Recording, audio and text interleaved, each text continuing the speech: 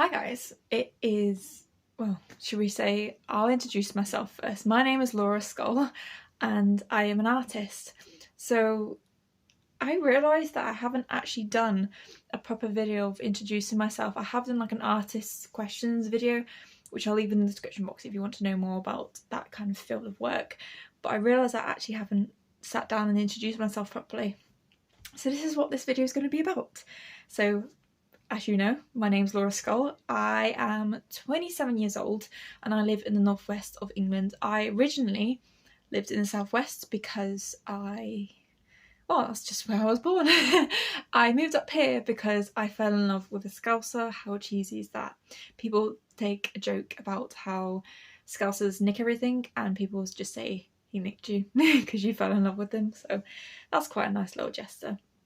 So in terms of art practice, I decided that I am a map maker, so I don't stay in any form of medium. There are some mediums that I stay into, that I start projects out in, just because it's the purest form. I always feel like drawing is the first medium that I start out in, because you can do it quite small and it doesn't take up a lot of time nor money to be able to jump straight into, because you can get a decent sketchbook that's A4 for a couple £2 and a couple of crayons or something.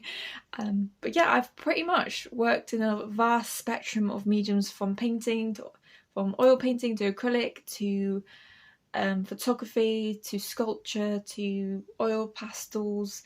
I did some plaster casts. I've also done a load of darkroom photography, kind of all across the spectrum, and I've never really settled in one other than drawing, but that's, like I said, because it's one of those ones that you start off in.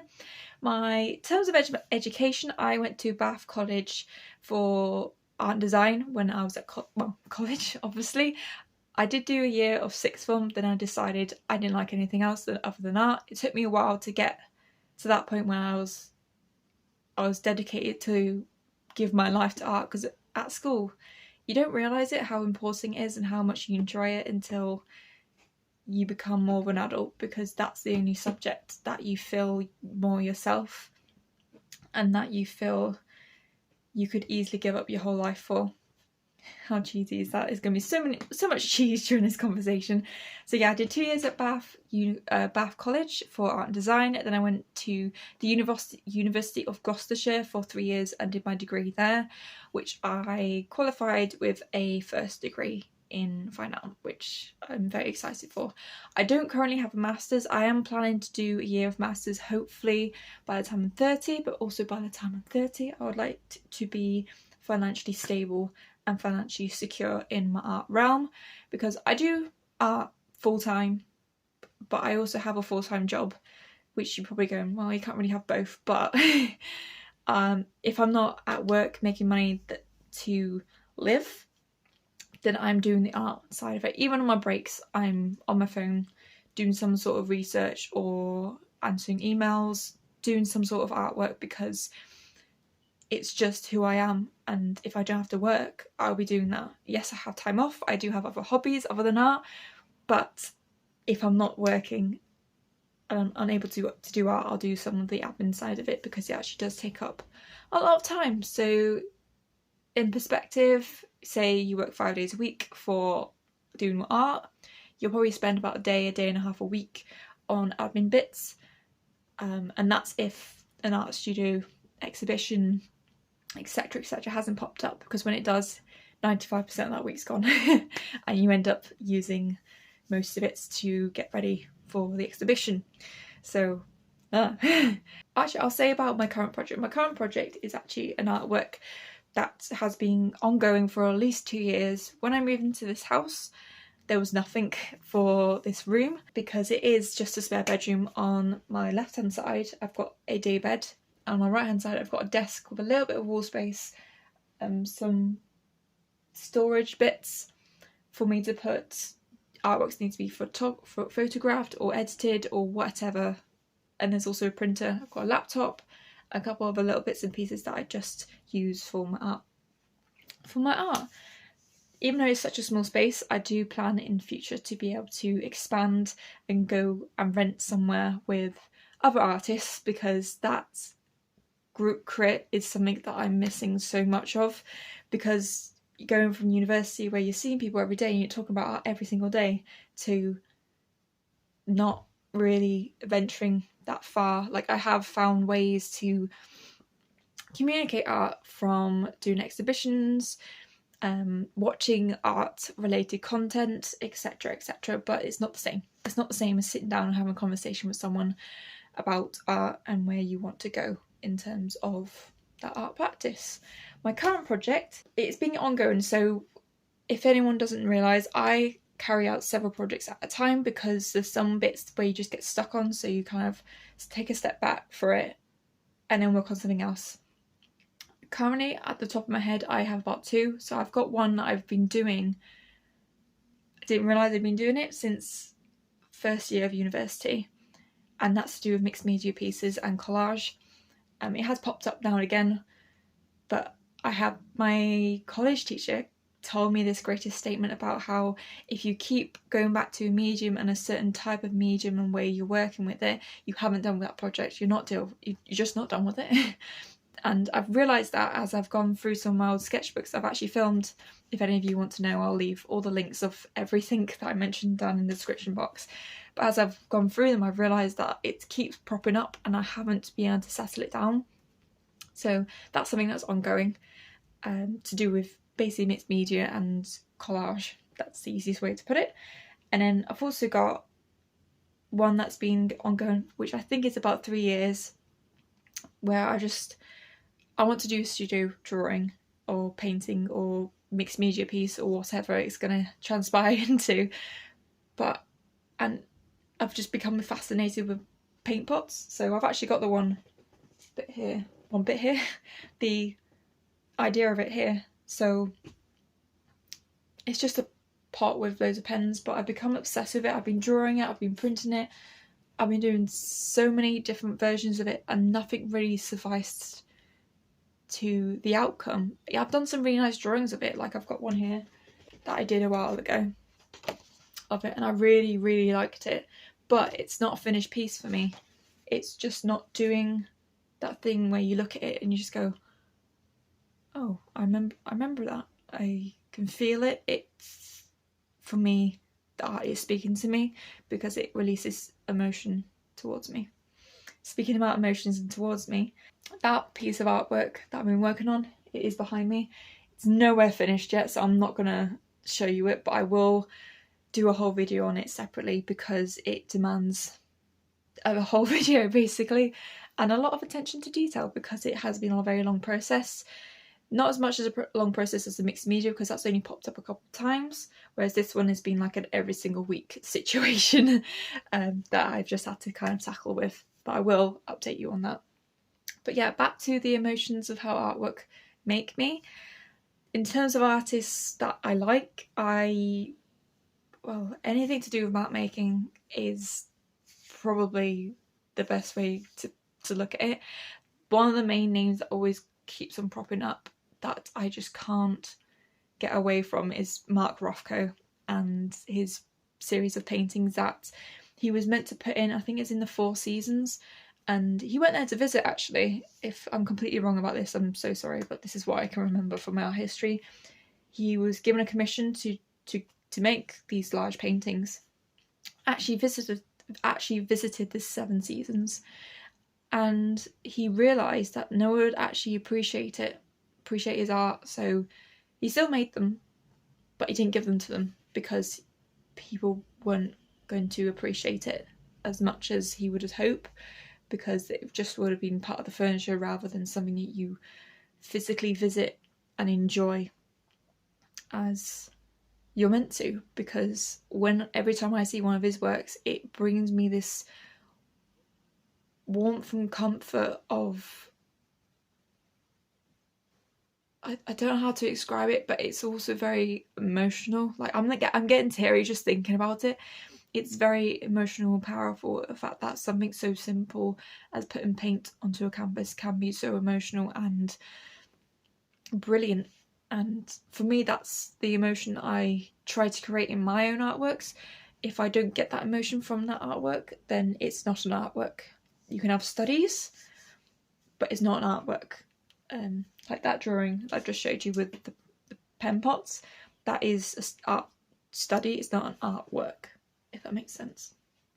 Oh, so many words of art. Wonder if I would ever make it into the art world, and I'm slipping into it, but I've not been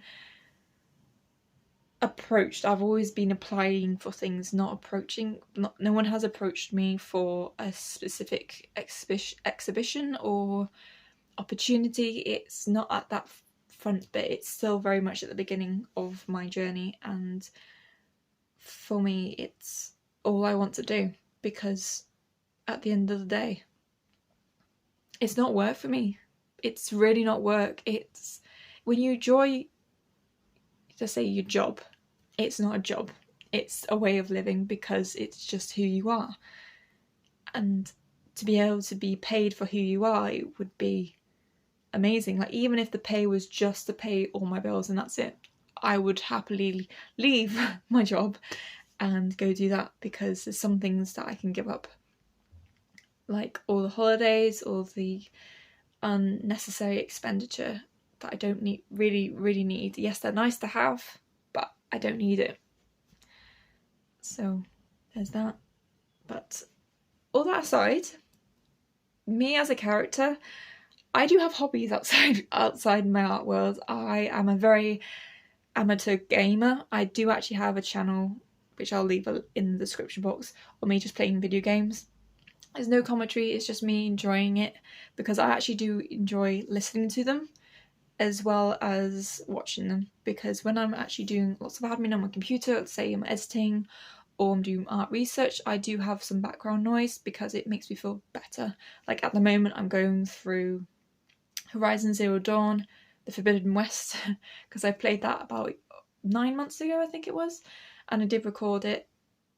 I'm just listening to it, because not just because the DLC is coming out soon, but because it makes me happy. And my cat is also named Aloy, which is named after the main character. So there's also that. I also, as you can see, have a piano. I can't play very well, but it's just a time to make noise, and there's no judgment, because I don't know what's good and bad. So that piano there is just for me. I don't think I would ever play in front of anyone. I did used to sing. I did about 3 years of singing with a lovely art teacher in Bristol. Her name was Eliza. She was the friendliest person. She always understood me and what I wanted from it, because I actually have a bit of a speech impediment, and I got told that singing was a very good way of improving it. So I went for it, and I thought, I enjoy singing. It's one of those things that I won't progress it as a career. It's more just for me, because that's just who I am. And again, it's something to activate your brain and make you feel like it gives you fizzy brain vibes, where like it's the same feeling as when you learn something, your brain goes, oh, it gives me the same feeling. So why not do something that you're going to enjoy the feeling of it, but it's still part of who you are. So I've got gaming, I've got piano. I also really like gardening. I love it. I can't remember any of the majority of the names of plants, but I do enjoy when you get a new seed and you put it in and it grows into something beautiful and nutritious as well, because there's some plants I love to grow. I love growing tomatoes because they're so easy, and radish. Those two plants are so easy to grow for me, and they're just wonderful. And me and my boyfriend like eating them. There's also a couple of plants that are just for like flowers or shrubs, all those lovely little bits that I do plant in my garden, because I like to keep the wildlife, because they're part of this whole world as well. So why not have them, around? Because it just makes me happy.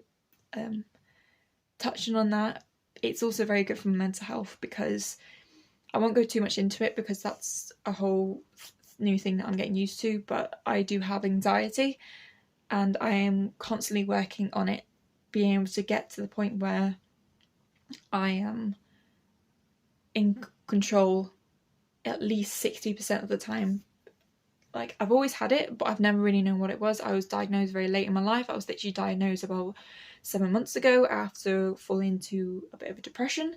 I'm okay now. Well, I'm not going to say I'm okay. I am better than I was at that point. All these hobbies and bits have been the reason why I've been able to recover so much, and I've made time for myself to be able to do these hobbies because it is who I am. And before you realise it, when you stop doing those things that you enjoy, that's when you know you're in trouble. And I should have seen the warning flags months before, but obviously didn't, and it caused me to spiral down into depression. But that is okay. I'm only human. It's what is expected, and it is what's happening. And at least I know what was wrong with me, because you do go to that state of mind of, am I just crazy? Why do I feel like that? I shouldn't feel like this. Your world becomes very, very small because you can't escape what's going inside your head. But that aside, I am better. I'm not fine, but I am better on the road to recovery. I do have good or bad days now and again, which is completely normal. You're only human. But that is why I've got all these hobbies, and those types of hobbies anyway keep me happy. I'm also very good. I'm also a very big foodie person. I love food. I like experimenting. Like, I mean, it would be great if I got sponsored by HelloFresh, because HelloFresh we got given it as a Christmas gift and it was amazing. Honestly, we do have a bit of an issue with the portion sizes, because mine and my other half's portion sizes are a lot bigger than most people. But we just get some garlic bread with it and it's pretty much the same portion size as that. But it's great. The food is amazing, and also spans into the fact that we like travel as well. When we go away, I think it's not next week, the week after, going to Paris for a couple of days, and I really cannot wait because the food is going to be amazing. I will try some things that I know I probably won't like, but at least I've tried them.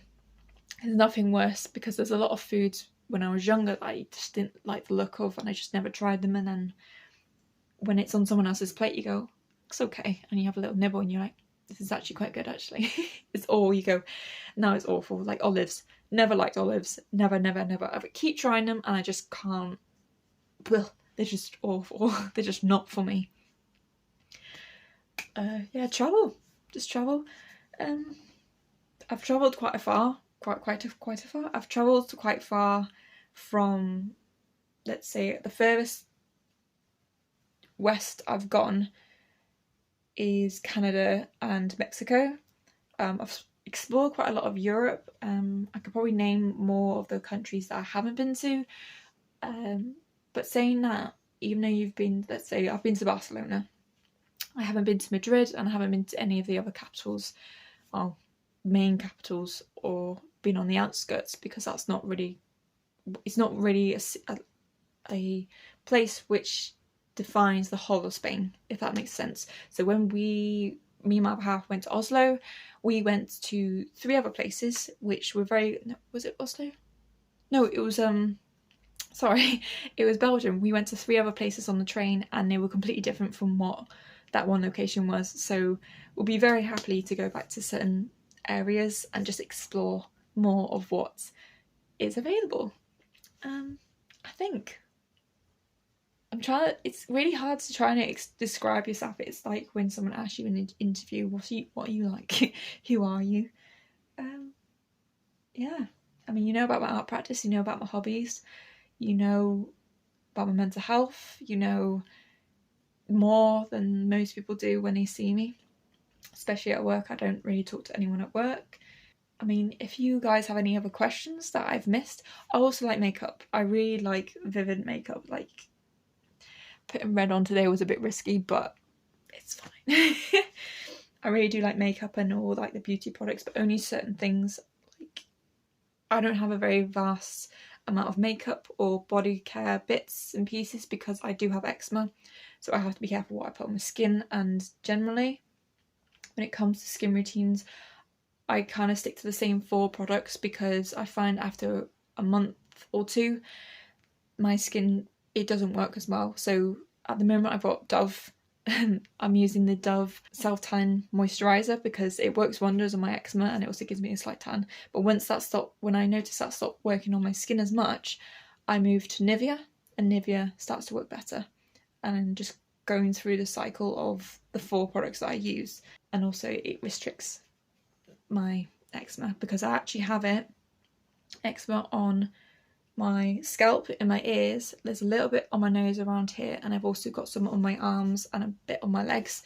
It's not as bad as it used to be when I was younger. Apparently it would crack and bleed really, really sorely. I changed a lot in my diet. I eat everything, but if I was to choose, I prefer fish because it's so much better for you and I feel so much better for it.